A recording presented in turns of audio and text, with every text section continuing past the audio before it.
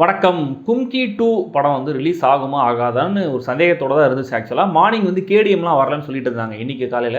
சரி புக் பண்ணிவிட்டு ரிஸ்க் எடுக்க வேணாம், ஆல்ரெடி ஓடிட்டு இருக்கிற படத்தை பார்க்கலாம் அப்படின்னு சொல்லி இந்த now you see me now you don't படத்தை பார்க்க போயிட்டேன். ஆக்சுவலாக வியாழக்கிழமை நைட்டே இந்த படத்துக்கான பெய்ட் ப்ரீமியர்லாம் ஸ்டார்ட் ஆயிடுச்சு. செம்ம ரிப்பீட் வேல்யூ இருக்கிற படம் பார்ட் 1, அதாவது அதோட ஸ்க்ரீன்ஷாட் எங்கே வச்சிருக்கேன் நெட்ஃப்ளிக்ஸில் ஃப்ரீஸ் பண்ணி. ஆனால் பார்ட் 2ல் டூ மச்சாக காம்ப்ளிகேட் பண்ணிக்கிட்ட மாதிரி தான் இருந்தது. ஸோ இந்த பார்ட்டில் திரும்பவும் பேக் டு பேசிக்ஸ்னு வந்திருக்காங்க.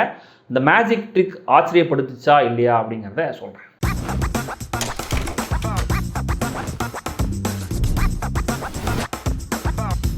நியூயார்க்கில் 4 ஹார்ஸ்மனுடைய மேஜிக் ஷோ நடக்குது. இதில் கிரிப்டோ கரன்சியை வச்சு மக்களை ஏமாத்தின சிலர்கிட்டது மொத்தமாக காசு எடுத்து மக்களுக்கே திரும்ப கொடுக்குறாங்க இந்த ஹார்ஸ்மன். ஆனால் உண்மையாக இந்த ஷோ நடத்துறது அவங்க ஹார்ஸ்மன் கிடையாது, வேற 3 இளைஞர்கள் டீப் ஃபேக் இமேஜஸ் ஹாலோகிராமில் யூஸ் பண்ணி இதை அவங்க நடத்தி முடிகிறாங்க.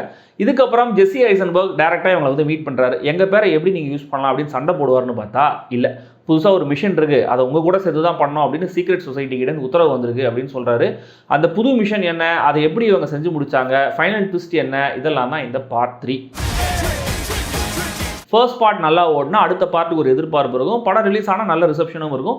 இப்படி தான் பொதுவாக ஃப்ரான்ச்சைஸை பில்ட் பண்ணுறாங்க. ஆனால் அந்த சீக்வல்ஸுக்கெல்லாம் முதல் பார்ட்லாம் பெரிய எதிரியாக இருக்கும். பொதுவாகவே இந்த நவ் யூ சீ மீ படத்துக்கும் அப்படி தான். என்னன்னா முதல் படத்தோடைய அதே ப்ளூ பிரிண்ட்டை எடுத்து வச்சுக்கிட்டு அதில் பட்டிட்டிங்கிறீங்க பார்த்து தான் இந்த பார்ட் 3 ஸ்கிரிப்டை எழுதியிருக்காங்க. சில மேஜிக் ட்ரிக்ஸ், சில ஆக்ஷன் சீக்வன்சஸ் ஸ்மார்ட்டாக ஃபன்னாக விட்டியாக இருந்தது கண்டிப்பாக. ஆனால் நம்மளை ஆச்சரியப்படுத்த வேண்டிய, யோசிக்க வைக்க வேண்டிய ட்விஸ்ட் அண்ட் டர்ன்ஸ் எதுவுமே ஒர்க் ஆகவே இல்லை.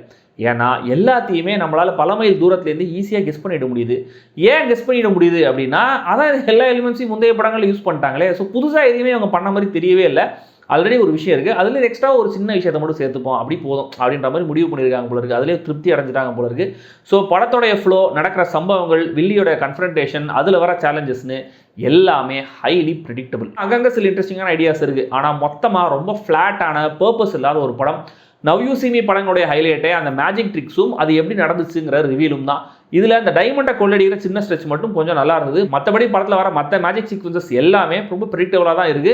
ஒரு ட்ரிக் தர வேண்டிய எக்ஸைட்மெண்ட்டை தரல. அடுத்த ஜென்ரேஷன் நடிகர்களை உள்ளே கொண்டு வந்து ஃப்ரான்ச்சைஸை உயிர் போட வச்சுக்கணும் அப்படிங்கிறத பர்பஸாக இருக்கலாம். அது நிஜத்தில் பிஸ்னஸ் ரீதியாக இந்த படத்தை ஆடியன்ஸ் ஏன் பார்க்கணும், அதுக்கான அவசியம் என்னன்னு கேள்வி கேட்டால் சத்தியமாக அதுக்கு என்கிட்ட பதில் இல்லவே இல்லை.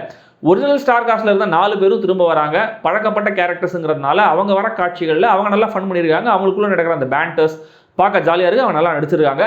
சின்ன ரோலில் மார்கன் ஃப்ரீமேனும் கூட திரும்ப வராரு. பட் அந்த ஒட்டுமொத்த சீக்வன்ஸ் ஒன்று வருது வீட்டுக்குள்ளே, சும்மா ஒரு மிஸ்ட்ரி ஹவுஸை காட்டுறோம், ஜாலியாக பாருங்கன்னு சொல்கிற மாதிரி தான் இருக்குது. ஏன் இந்த சீன் எதுக்காக வளவளன்னு இழுத்தடிச்சிட்டே இருக்காங்கன்றது எதுவுமே புரியல. இந்த பார்ட்டே சொதப்பி வச்சிருக்காங்களே அப்படின்னு யோசிக்கும் போது அடுத்த பார்ட்டுக்கு வேற கடைசியாக லீடெல்லாம் வச்சிருக்காங்க. நியூ செட் ஆஃப் நடிகர்கள் 3 பேருமே நல்ல காஸ்டிங். இதில் டாமினிக் செஸ்ஸா கொஞ்சம் டவுட்லேயே நடிச்ச மாதிரி தான் இருந்தது. ஜஸ்டிஸ் ஸ்மித், அரியானா கிரீன்பிளாட் 2 பேரும் செம்ம கான்ஃபிடென்ட்டான ஸ்மார்ட்டான போர்ட்ரேல கொடுத்துருந்தாங்க. ரோசமன் பைக் மாதிரி ஒரு ஆக்டரை கொண்டு வந்துட்டு இவ்வளவு மோசமான மொக்கையான நெகட்டிவ் கேரிகேச்சர் ரோலை காஸ்ட் பண்ணது தான் எதுக்குன்னு சுத்தமாக தெரியல. அவங்க அஃப்கோர்ஸ் சுத்தமாக செட் ஆகவே இல்லை. டெக்னிக்கலி எப்பவும் போல ஹாலிவுட் தரத்தில் ஒரு நல்ல படம் தான். ஆனால் எப்பவும் போல கேட்குறதா அது மட்டும் போதுமா? மொத்தத்தில் யாராவது என்கிட்ட வந்து நீ என்ன படத்தை பார்த்த, நான் அந்த படத்தை பார்க்கலாமா வேணாமா அப்படின்னு கேட்டால் now you see me now you don't அப்படின்னு சொல்கிற லெவலில் தான் இருக்குது இந்த படம். பெரும்பாலான ஃப்ரான்ச்சைஸ் படங்களுடைய பயணம் எப்படியோ அதே பாதையில் தான் பர்ஃபெக்டாக டிசாஸ்டரை நோக்கி இந்த ஃப்ரான்ச்சைஸும் போயிட்டுருக்கு. முதல் பார்ட்லேருந்து இன்ஸ்பயர் ஆகி தமிழில் 2 சீன்ஸையும் ஹிந்தியில் ஜவான் ஒரு மொத்த படத்தையுமே எடுத்த அட்லியை பார்த்தாவது இவங்க கொஞ்சம் கற்றுக்கலாம். ஐடியா இல்லாத பாய்ஸ். இந்த படம் சென்னையில் சப்டைல்ஸோட தான் ஓடுது. விருப்பம் இருக்கிறவங்க பாருங்கள்.